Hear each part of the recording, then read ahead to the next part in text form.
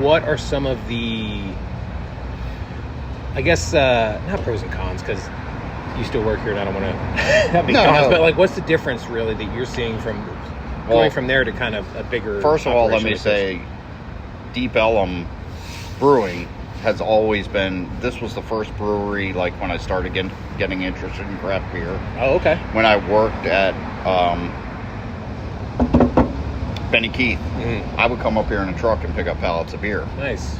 And this was the first brewery I ever, got to walk around in and hung out. And it just kind of, I don't know, it's hard to explain. This place is kind of magic for me. Yeah, okay. I like that. It's, when I got divorced, this is silly, but when I got divorced and moved out and had my own place, like, it was right around Christmas time, and I didn't have Christmas ornaments, and I found these little Christmas ornaments somebody had made out of Deep Ellum cans for like a display or something, and I hung them up. So I had that in my head, and just for me, it's a special place. That's awesome. But as far as it being different from Steam Theory, it's completely different because we're production brewing. True. So at Steam Theory, I could be a lot looser with recipes, and if a beer didn't come out exactly the same both times, well, we're just serving it on tap, right? Like whatever. But we have TABC standards we have to hit, and so it's a lot. It's a little bit more strenuous in that way, but other than that, it's pretty fun. I showed you the small batch system we have. We've been doing, they're letting us do a small batch program and very cool.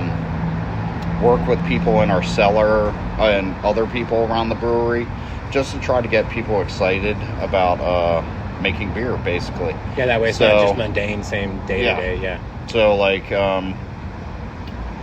Gabby, she's one of our lab techs.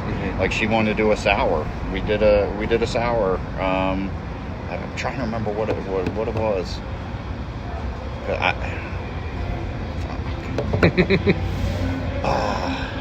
I think it's on tap right now. She's Gabby. Oh, is it the something mortician? Yeah. It was a raspberry something, right? Yeah. Because my girlfriend had it. She loved. I tasted it too. It was fantastic. She was all into that beer because apparently she found out that the yeast she was using was found in a graveyard. Like, that's where they found that strain. What? So she was all about it. Yeah. She's a science nerd, and she was very very into that. So it was a lot of fun to make with her, and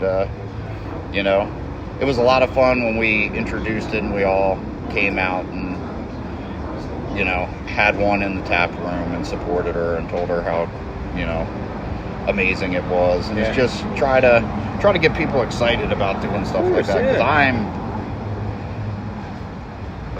I'm a beer lunatic. I'm making beer all the time. I'm making recipes all the time. Like, it drives my wife insane. I was gonna say, so you leave here and then you go home and brew as well? Oh yeah, okay. I have a lot of equipment from Steam Theory. Okay. So I have a 1-barrel brew house with a bunch of fermenters, and I could open a brewery right now if I wanted to, easily. I have thought of the idea, because I've heard about this. I mean, I've seen it in movies and TV, and I imagine it's happened in real life. Obviously, it came from somewhere. That people open a brewery out of a garage, and then people just come to that garage, buy beer, and then, or just hang out, and then you're good to go. So I have had that idea of doing that at some point. I mean, I don't make my own beer, and I don't have a garage. You should. I do have friends that do, and so come out. We'll make beer. Oh, perfect. I'll definitely come back and make some beer. I have no issue with that. Now, in January of 2022, it was announced that Monster Beverage had bought Deep Ellum Brewing and 5 other breweries from the Canarchy, who bought Deep Ellum Brewing in. Oh, sorry. Canarchy had bought Deep Ellum Brewing in 2018. Yep. When did you get here? And I got here. Was that? I've been here for a year and a half, so Okay. July of 2022. Okay, So they after. they had already gone through Canarchy, and Monster was here, and a lot of people look down on that, but it's kind of cool to have a little bit of job security and For sure, yeah. benefits. Yeah. I mean, it's a giant company. It makes sense. Yeah, a lot of breweries, you don't get benefits and stuff, but it's pretty cool. And yes, Canarchy Collective is owned by Monster, but it's not like Monster comes in here and is, I mean, we're just like a drop in the bucket for them. Exactly. I mean, well, because they had, I don't know if this was when they did this, but they at some point had come out with the Mountain Dew seltzers or the hard seltzers. Yeah, and so, the Beast. Yeah. Yeah. And so I know a lot of people were interested, to say the least, in that. And I have friends that are giant Mountain Dew fans. We have a group thread of like what the new one is, what they thought the. They did come out and like give us like, hey, this is what this is what we're doing as a company. This is a new thing. That kind of speech, but they don't like as far as the day to day. Like, I don't think very much has changed since Monster took over. That's awesome. Now, I wasn't here before that. True. Yeah. But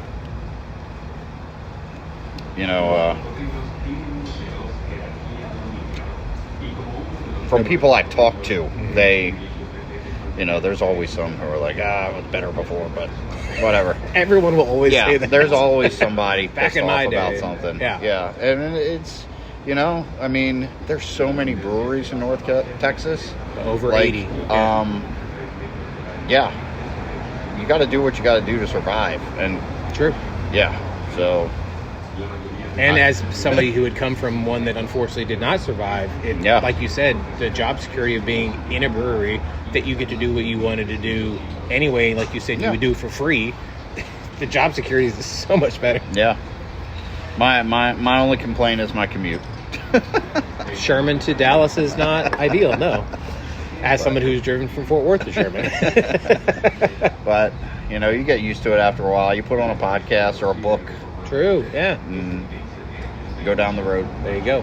Now, I asked Jeremy this when I was up in Sherman. You've been in Sherman since what year? My wife and I had our house built in Sherman in 2021, I believe. Oh, okay. Yeah.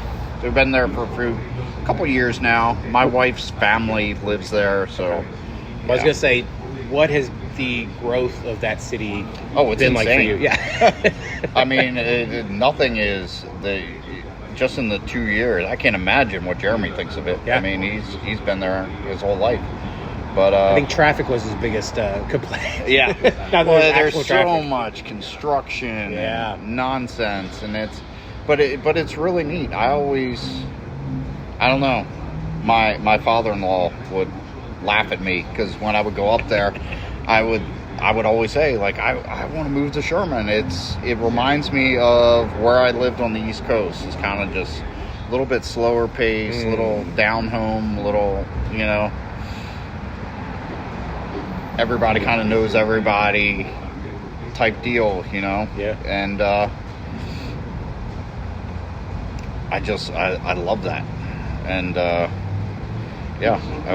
started going there, and I fell in love with Sherman. So it's worth the drive. It is. I made that drive, and it for sure is worth the drive, without a doubt. Where on the East Coast did you grow up? I grew up in Maryland. I grew up on a little island in the middle of the Chesapeake Bay. Jeez. So called Ken Island. It's right in the middle. Like, you take the Bay Bridge, and it's right in the middle before you get to the other side to go to like Ocean City and stuff. Okay. Yeah. Wow. What do you think? I mean, now that you've been here long enough, what do you think of the weather here in Texas compared to what you got over there? It's funny because I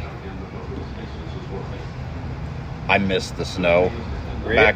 back home. And when I lived there, I hated it. Of course. Oh my God, shoveling snow, and working outside in the snow, and driving in the snow. But man, I would love a good, 10, 12 inches of snow on the ground and run around and drink beer and sled. And it would be great. I miss that. I love the sound of crunching snow. Yeah. But I also hate being in North Texas where, like, any bit of precipitation, people lose their minds and don't know how to drive. Well, it's really weird because, back home we have snow. Yeah. Here we have ice. Yeah. And so, like, I'll talk to my brother and he'll be like, I saw on TV you got, like, a quarter inch of ice. Why is everybody crying? I'm like, because you don't understand. Because it's ice. Yeah. It's not snow. Like, yeah. Yeah, my brother lives in Toronto now, and so he actually has to now switch the tires because of the fact that they get actual snow, so they have snow tires. And then he actually has, the brushes for the snow, for the car and everything, and it's just hilarious because he grew up here, obviously, his entire life, and then moved up there, and it's completely different. It's funny because when we moved here, like, obviously we brought everything from Maryland, and I remember the first year we were here, we got a lot of snow for North Texas. Yeah, quote unquote. And my kids had a sled because we had a sled back home. And they were like the rock stars of the neighborhood. Everybody else had pieces of cardboard and shit. Or cookie sheets or whatever, yeah. My kids are like, we got a sled. Like, it's like a $3 sled from the grocery store, but still, they were loving life. Yeah, that makes sense. Now, how did you get over here to Deep Ellum? Because, obviously, unfortunately, Steam Theory closed. What was the transition from going from there to here? How did that work? After Steam Theory closed, I went and I kind of pouted for a couple weeks because I was pissed off that it closed. Like, really, like it really, it still bugs me. I still whine about it. My wife tells me to shut up. But I just started putting out resumes and talking to people on Facebook. A buddy of mine, Cody, offered me basically just catching cans off the line over at Bishop Cider. Yeah. Until I found something else. I did that for, a day. And I was like, I can't. I really appreciate you helping me out, but I can't. That itch inside you was this is not what I want to do. So, and it's funny, I had applied here when I got out of brewing school and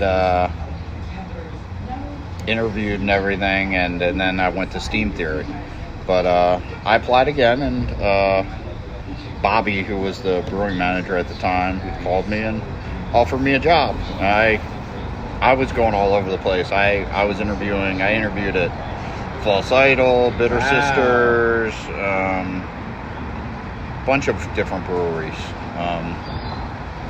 And this just was the best fit. Yeah. So, yeah.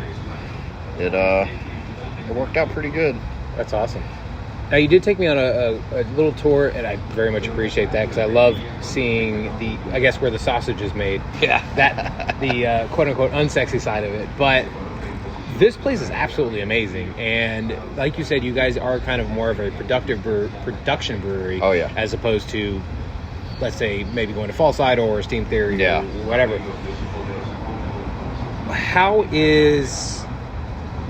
Do you feel like getting the reps of doing almost the same thing all the time kind of helped you become a better brewer and kind of fine-tune the little bits of what brewing really is? In some ways, yes. In some ways, no. Okay. It definitely made me be more exact with things. Because every Dallas Blonde has to taste like a Dallas Blonde. True. It's just the way it is. But but it also can be a little monotonous too. I can understand that. My brew house at Steam Theory was a 15 barrel brew house.